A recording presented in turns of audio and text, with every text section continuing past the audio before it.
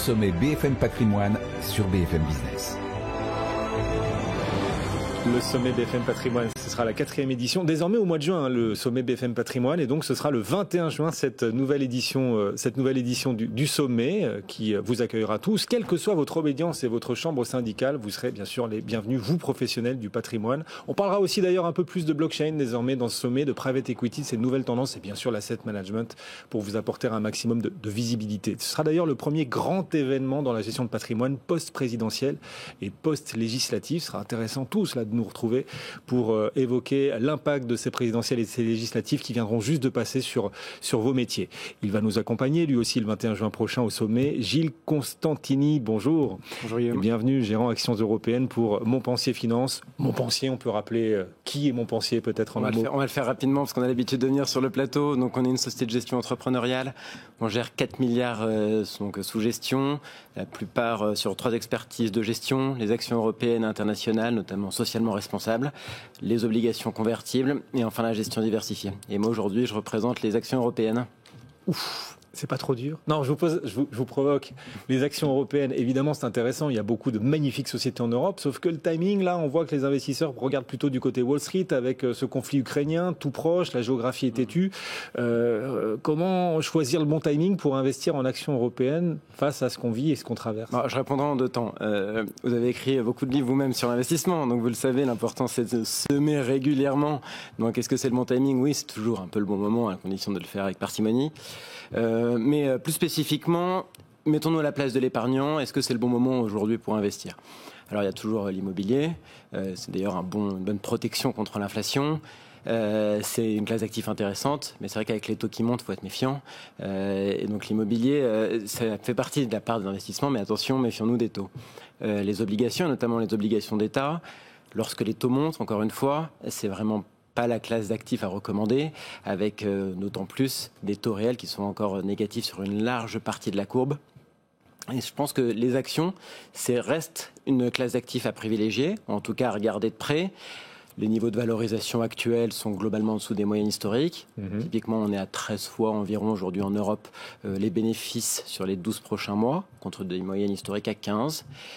Et surtout par rapport à Wall Street, vous le parliez en introduction, la décote est au plus historique en termes de prix en Europe par rapport à Wall Street. Donc non, définitivement, c'est une classe d'actifs à regarder. Il y a peut-être une opportunité, une fenêtre d'investissement, dites-vous, sur l'Europe, avec un contexte inflationniste quand même qui n'échappe à personne, aussi bien en Europe qu'aux États-Unis d'ailleurs.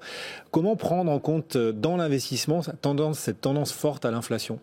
Alors, effectivement, en ce moment, de manière très conjoncturelle, avec le news flow que vous nous donnez régulièrement, il convient d'être vigilant, et notamment sur les entreprises qui vont bien sécuriser leurs approvisionnements à des prix qui sont, on espère, le mieux protégés possible, et surtout des entreprises, comme le disent les Anglais, qui ont du pricing power.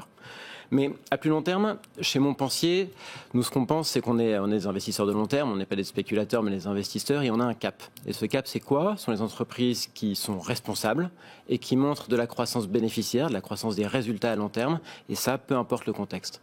Ok, croissance des résultats à long terme. Bon, très bien. Ça fait une politique, ça fait une stratégie, ça? Ou est-ce qu'il va falloir aller plus loin et pour, on va dire, apporter encore un peu plus de personnalité à vos choix d'investissement et à votre style de gestion? La croissance des bénéfices, bien sûr. Qui va vouloir investir dans la baisse des bénéfices? La croissance, bien sûr. Mais comment est-ce que vous apportez du style, peut-être, et encore un peu plus de personnalité à vos choix d'investissement? Alors, on va résumer ça de manière très simple. Les vecteurs de performance d'une action, il y en a 3. C'est le dividende, c'est la croissance des bénéfices et c'est le multiple auquel on paye ces bénéfices, un peu comme le prix au mètre carré dans l'immobilier. Donc le multiple, on ne peut pas trop le choisir. Ça, c'est le marché qui le définit, c'est les banques centrales, la politique de taux, et donc nous, on le subit plus qu'autre chose. En revanche, le dividende, il est défini par les bénéfices, et nous, ces bénéfices-là, on peut essayer de les forecaster, de les imaginer, pardon pour l'anglicisme, et de les prévoir. Et c'est là où on va dire qu'on va essayer de mettre toute l'intelligence de nos analyses chez Montpensier, c'est essayer de comprendre où sont les bénéfices futurs, et justement essayer de créer la différence par rapport au marché. Et on a cette conviction, ce sont la croissance des bénéfices qui va déterminer la performance future.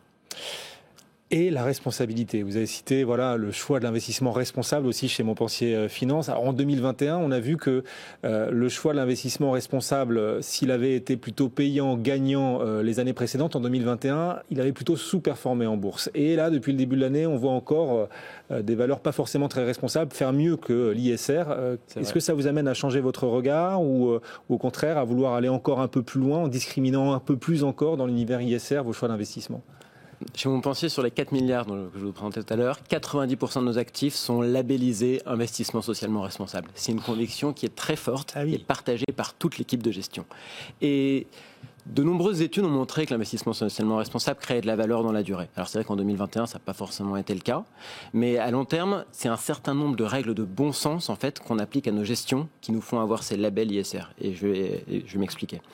La première règle de bon sens, si l'on regarde la gouvernance des entreprises, je pense qu'il est évident qu'une entreprise dont les intérêts sont finalement partagés par toutes les parties prenantes va surperformer. C'est-à-dire que si on a des investisseurs qui sont alignés avec les managers, et ça c'est un prérequis chez nous, dans nos méthodes propriétaires, on va créer de la valeur. À l'inverse, s'il y a conflit d'intérêts, forcément il y a un moment où ça ne va pas aller, on va aller dans le mur. Ça c'est pour le G de ESG.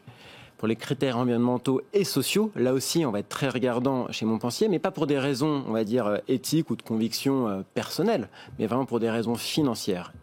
Comment ça se fait ? Si vous êtes un gros pollueur, que vous avez besoin d'acheter des certificats carbone sur les marchés tous les jours, un droit à polluer.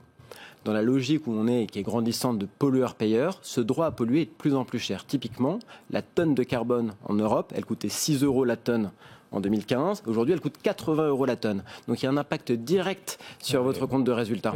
Donc, c'est pas juste une histoire de conviction de est-ce que c'est éthique, est-ce que c'est bien ou c'est pas bien. Non, c'est purement financier. Et c'est la raison pour laquelle on pense que ces règles de bon sens doivent s'appliquer au quotidien dans la gestion. Et donc, l'ISR, c'est combien de pourcentage de vos choix d'investissement ? Vous nous disiez, c'est 90% des 4 milliards que nous gérons. Gilles Constantini avec nous, gérant Action Européenne pour Montpensier Finance. Vous nous accompagnerez à Montpensier Finance sur cette 4e édition du sommet BFM Patrimoine. Ce sera le 21 juin. C'est facile à retenir. Solstice d'été égale sommet. Voilà.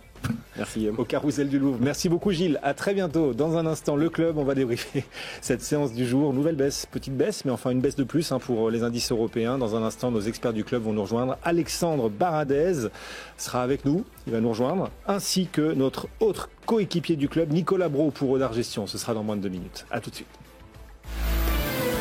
BFM Bourse, vos placements, nos conseils sur BFM Business.